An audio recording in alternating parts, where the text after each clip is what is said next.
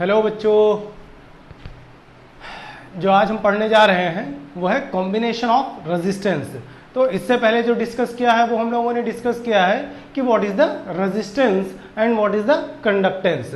तो electrical resistance और electrical conductance के बारे में ऑलरेडी डिस्कस कर चुके हैं। रेजिस्टेंस के बारे में मैंने क्या बताया था कि रेजिस्टेंस क्या करता है, ऑब्स्ट्रक्शन क्रिएट करता है। कहाँ ऑब्स्ट्रक्शन क्रिएट करता है? किसी भी वायर में या किसी भी कंडक्टर में इलेक्ट्रिक करंट को फ्लो करने में ऑब्स्ट्रक्शन क्रिएट करता है। ठीक है, तो रेजिस्टेंस बेसिकली क्या चाहता है कि कम से कम इलेक्ट्रिक करंट क्या हो पाए, फ्लो हो पाए। तो जितना ज्यादा रेजिस्टेंस हो जाएगा उतना ही कम इलेक्ट्रिक करंट फ्लो करेगा। ठीक है, तो आज जो डिस्कस करने वाले हैं हम लोग वो डिस्कस करने वाले हैं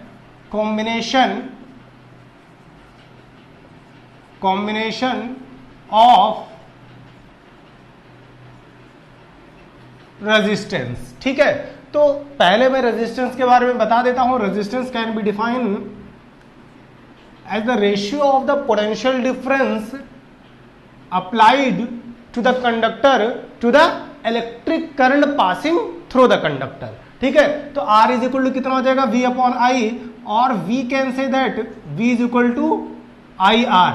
ठीक है, तो एक बार हमको V की वैल्यू यहां पर मिल सकती है, दूसरी क्या मिल सकती है, I is equal to V upon R। तो देखो, एक रिजल्ट हमको पोटेंशियल डिफरेंस के फॉर्म में मिल रहा है, एक क्या मिल रहा है, इलेक्ट्रिक करंट के फॉर्म में मिल रहा है। यानी कि यहां से अगर देखा जाए तो हम दो चीजों को वैरी करा सकते हैं with the help of resistance. तो रेजिस्टेंस में देखा जाए तो कई बार हम कर सकते हैं कि इलेक्ट्रिक करंट को कांस्टेंट कर ले, दूसरी बार क्या कर सकते हैं, पोटेंशियल डिफरेंस को कांस्टेंट कर सकते हैं। तो मैनी एप्लीकेशंस में हमारे साथ क्या रिक्वायरमेंट होता है कि ये जो रेजिस्टेंस है, देखो यहां पर क्या करना पड़ रहा है हम लोगों को कि जो करंट है इनवर्सली प्रोपोर्शनल टू क्या हो गया, रेजिस्टेंस हो गया। जो पोटेंशियल डिफरेंस है वो डायरेक्टली प्रोपोर्शनल टू क्या हो गया, रेजिस्टेंस हो गया। तो कई बार सर्किट में क्या होता है कि आपको पोटेंशियल डिफरेंस वैरी कराना होता है, लेकिन इलेक्ट्रिक करंट जो होता है वो सबको सेम चाहिए होता है। और कई बार ऐसा होता है कि आपको इलेक्ट्रिक करंट डिफरेंट चाहिए होता है, लेकिन पोटेंशियल डिफरेंस क्या चाहिए, सेम चाहिए। तो इलेक्ट्रिक करंट डिफरेंट चाहिए एक बार, और एक बार क्या चाहिए, पोटेंशियल डिफरेंस डिफरेंट चाहिए। तो ये दो चीजें आपको कई बार डिफरेंट चाहिए होती हैं। तो इस तरीके से हम लोग क्या करते हैं कि with the help of resistance, यानी कि जो सर्किट है एप्लीकेशन के रिगार्डिंग सर्किट को इस तरीके से डिजाइन करते हैं कि वो क्या काम करे, पोटेंशियल को वैरी कराए या फिर इलेक्ट्रिक करंट को वैरी कराए। ठीक है, तो ये जो भी चीजें हैं यहां पर हम लोग क्या करते हैं कि रेजिस्टेंस को दो फॉर्म में डिवाइड कर देते हैं। तो कई बार एप्लीकेशंस के लिए रेजिस्टेंस को हम लोग कितने पार्ट में डिवाइड करते हैं, दो पार्ट में डिवाइड करते हैं।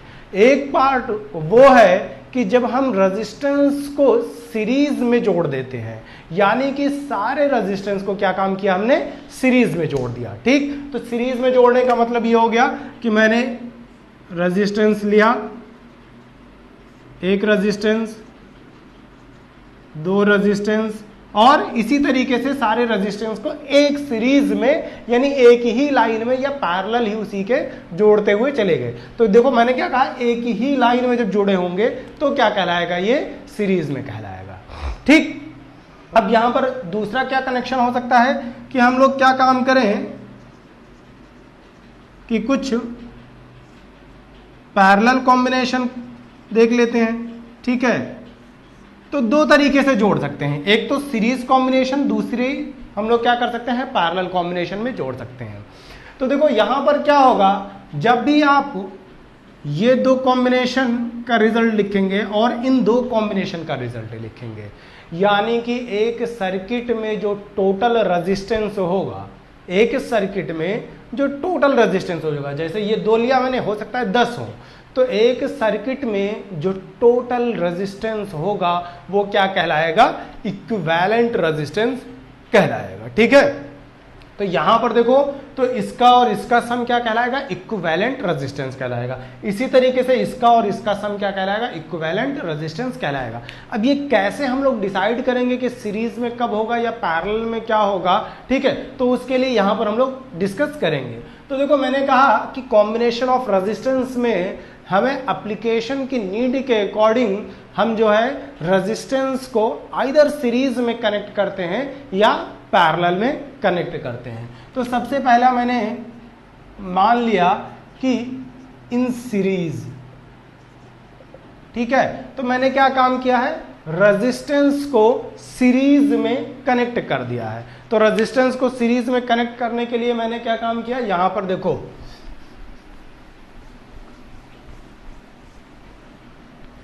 ओके, मैंने एक कहा कोई पोटेंशियल डिफरेंस है, मैंने क्या काम किया, मैंने कहा कि पोटेंशियल डिफरेंस है और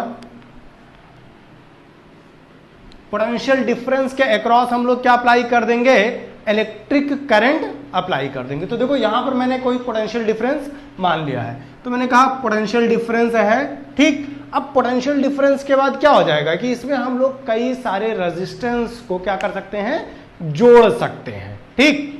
तो मैंने क्या काम किया, इसमें रेजिस्टेंस को जोड़ना स्टार्ट कर दिया।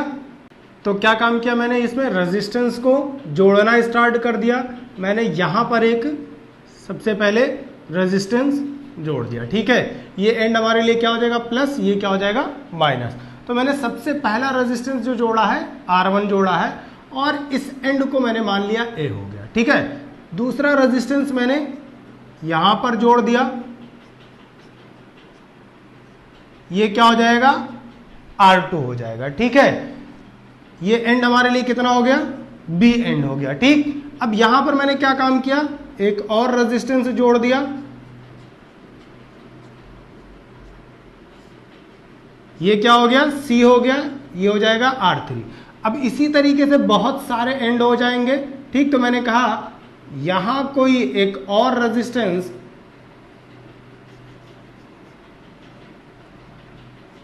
इसके अक्रॉस क्या हो जाए, Rn रेजिस्टेंस हो जाए। ये कौन सा रेजिस्टेंस हो गया, Rn रेजिस्टेंस हो गया। तो ये R1, R2, R3, इसको मान लेते हैं R4।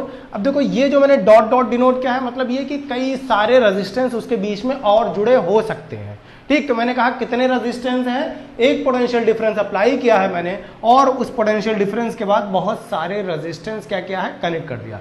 तो अब देखो इलेक्ट्रिक करंट कहां से फ्लो होगा, पॉजिटिव टर्मिनल से नेगेटिव टर्मिनल की तरफ जाएगा। इलेक्ट्रिक करंट आई यहां से फ्लो किया, यहां आके वही करंट मुड़ गया, फिर यहां पर करंट वही आया, फिर यहां करंट आके मुड़ गया, यहां करंट वही आया, सेम करंट वही यहां पर भी आ गया, सेम करंट यहां पर आ गया, सेम करंट यहां पर भी आ गया, ठीक है।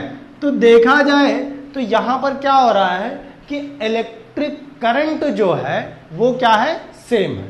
इलेक्ट्रिक करंट क्या है, सेम है, कहीं पर इलेक्ट्रिक करंट आपका डिवाइड नहीं हो रहा है। तो इन सीरीज कॉम्बिनेशन में हमने क्या कहा कि suppose R1, R2, R3, Rn resistance are connected in series, are connected in series, ठीक है। तो हमने कहा the current across the terminal, ये ए टर्मिनल मान लिया, ये टर्मिनल बी मान लिया, ठीक है। बी यहां पर मान चुके हैं, तो ए बी सी, ये कोई डी हो गया, ये हो गया E. Across the terminal A comma B comma C comma D E, यानी कि ए बी के क्रॉस, ए सी के क्रॉस, ए डी के क्रॉस या ए ई के क्रॉस, किसी भी टर्मिनल के क्रॉस अगर हम करंट देखें तो क्या हो जाएगा, remains same, that is I, ठीक है। But the potential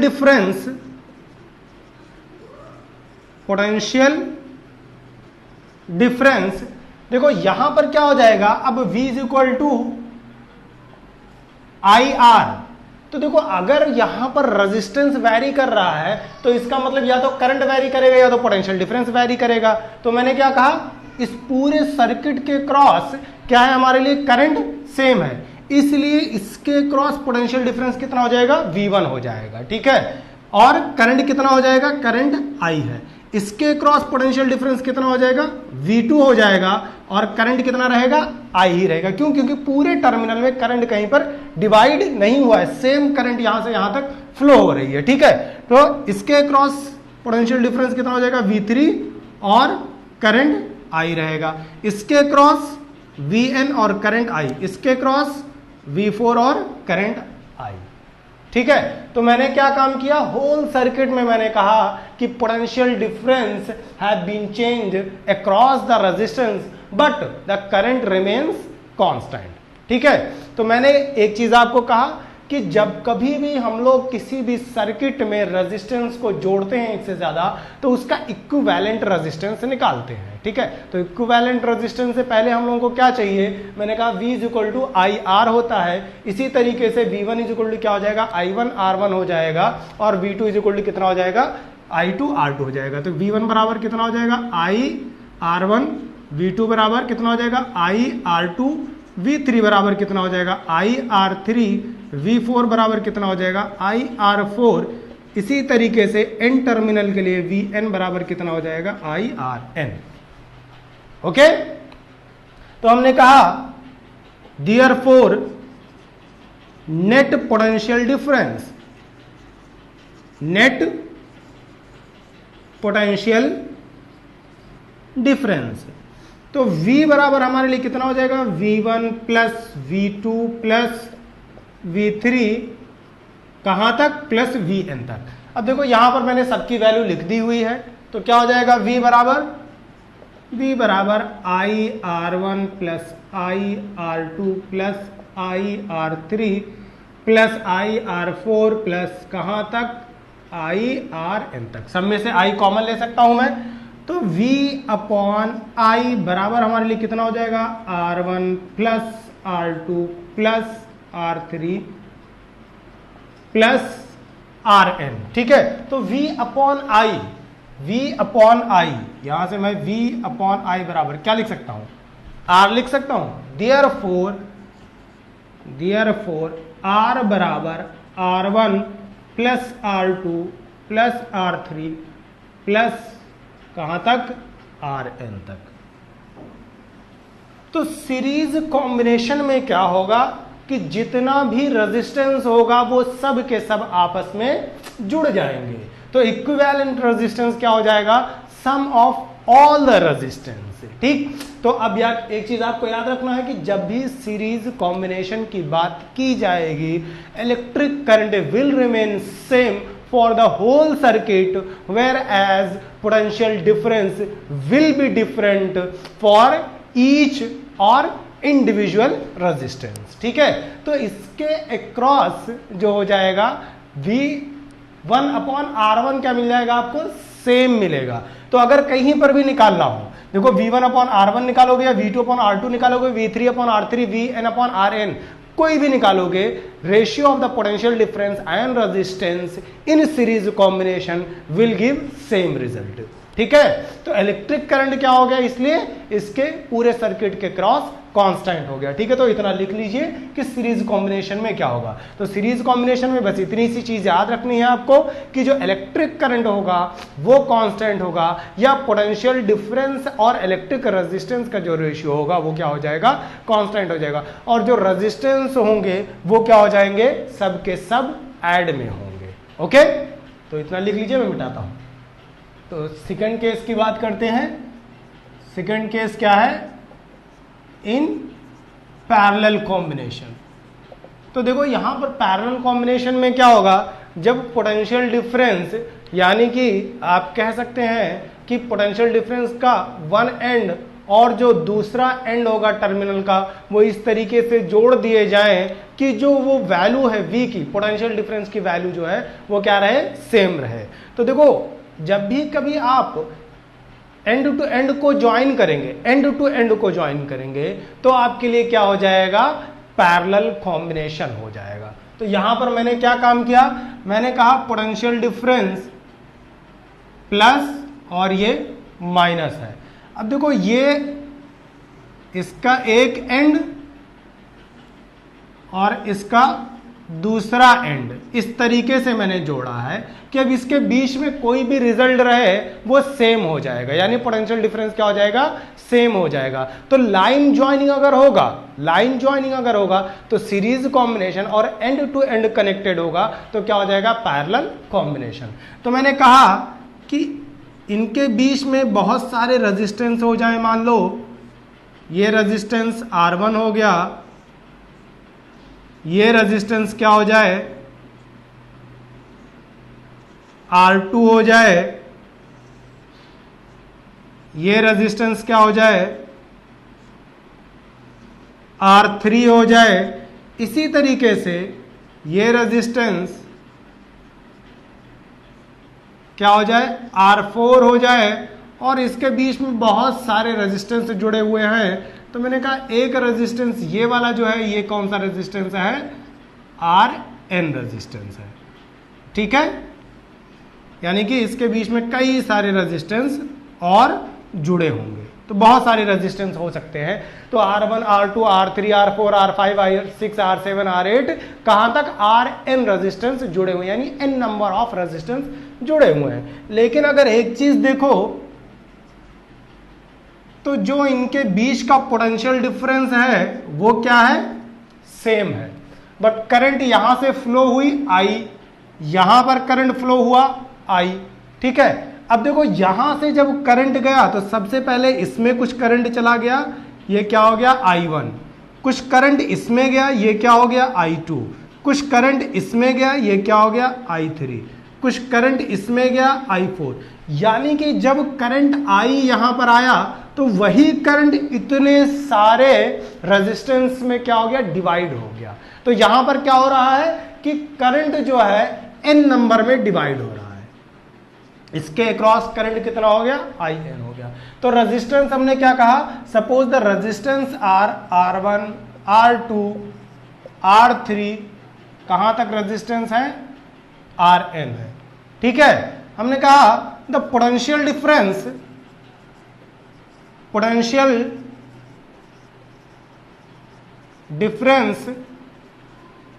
across AB terminal is constant, कितना है वो, V है। पोटेंशियल डिफरेंस इस बार नहीं चेंज हुआ, क्यों, क्योंकि वन एंड को दूसरे एंड से जोड़ दिया गया। अच्छा देखो क्या काम किया जाए, यहां से लाके एक रेजिस्टेंस और यहां पर जोड़ देंगे आप, तो इतना पैरेलल कॉम्बिनेशन में, और ये क्या हो जाएगा, सीरीज कॉम्बिनेशन में हो जाएगा। तो फर्दर अभी उसके बारे में हम लोग डिस्कस करते हैं। तो देखो यहां पर मैंने क्या काम किया कि मैंने कहा कि end to end potential difference को कनेक्ट कर दिया गया। लाइन ज्वाइनिंग होता तो सीरीज, एंड टू एंड हो गया क्या, पैरेलल। ओके, तो मैंने कहा कि the current I is divided in n parts, ठीक है।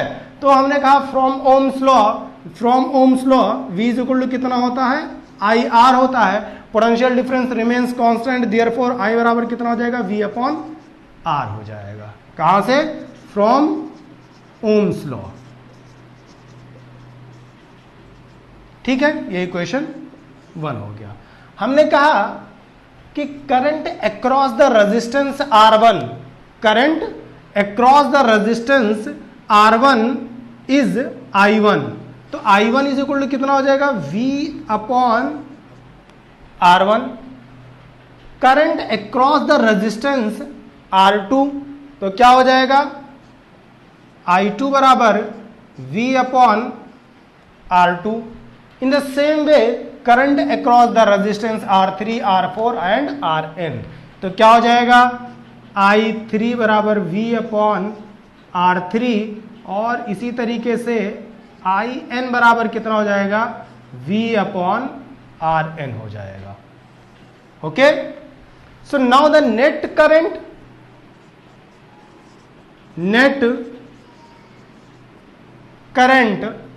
I बराबर कितना हो जाएगा, I1 plus I2 plus I3, कहां तक करंट डिवाइड हुआ है, In तक डिवाइड हुआ है। आई एन की वैल्यू कितनी है, V अपॉन R1 है प्लस V अपॉन R2 है प्लस V अपॉन R3 है प्लस V अपॉन R4 है प्लस V अपॉन R5 है प्लस V अपॉन कहां तक है, Rn तक है। सब में पोटेंशियल डिफरेंस कांस्टेंट है, इसलिए मैं पोटेंशियल डिफरेंस को क्या करता हूं, बाहर ले लेता हूं और इधर डिवाइड कर देता हूं। तो हमारे लिए कितना मिल जाएगा, I अपॉन V बराबर 1 upon R1 plus 1 upon R2 plus 1 upon R3 plus dash dash कहां तक, प्लस 1 अपॉन Rn तक हो जाएगा। ठीक है, so from this equation I is equal to कितना है, V अपॉन R है। ठीक है, तो मैं क्या लिख सकता हूं, I अपॉन V बराबर, देखो मैं क्या लिख सकता हूं, I V इधर ले आता हूं या यहीं पे रहने देता हूं, देखो I अपॉन V और ये इधर आ जाएगा, तो I अपॉन V बराबर कितना हो जाएगा, R हो जाएगा। ये इक्वेशन 1 था तो ये इक्वेशन 2 हो गया और ये इक्वेशन 3 हो गया। तो from equation 2 and 3 we get that 1 upon R बराबर 1 upon R1 plus 1 upon R2 plus 1 upon R3 plus 1 upon Rn। तो सीरीज कॉम्बिनेशन में क्या हुआ, सीरीज कॉम्बिनेशन में क्या हुआ कि हम लोगों को जो रेजिस्टेंस मिल रहा था वो सम ऑफ ऑल द रेजिस्टेंस था। सीरीज कॉम्बिनेशन में क्या था, R बराबर R1 प्लस R2 प्लस कहां तक, Rn तक, यानी कि सीरीज कॉम्बिनेशन में रेजिस्टेंस बहुत हाई हो रहा था। सीरीज कॉम्बिनेशन में जितना ज्यादा आप रेजिस्टेंस ऐड करते जा रहे थे उतना ज्यादा रेजिस्टेंस बढ़ता हुआ जा रहा था। लेकिन यहां पर अगर देखा जाए तो पैरेलल कॉम्बिनेशन में क्या हो रहा है, रेजिस्टेंस की वैल्यू जो है वो कम हो जा रही है। तो यहां पर इक्विवेलेंट रेजिस्टेंस आपको क्या मिल रहा है, कम मिल रहा है। तो दो चीजें आपको याद रखना है कि जब आप सीरीज कॉम्बिनेशन की बात करेंगे तो सीरीज कॉम्बिनेशन में equivalent resistance will be very high. Series combination में equivalent resistance will be very high. ठीक है, लिखते रहा करिए।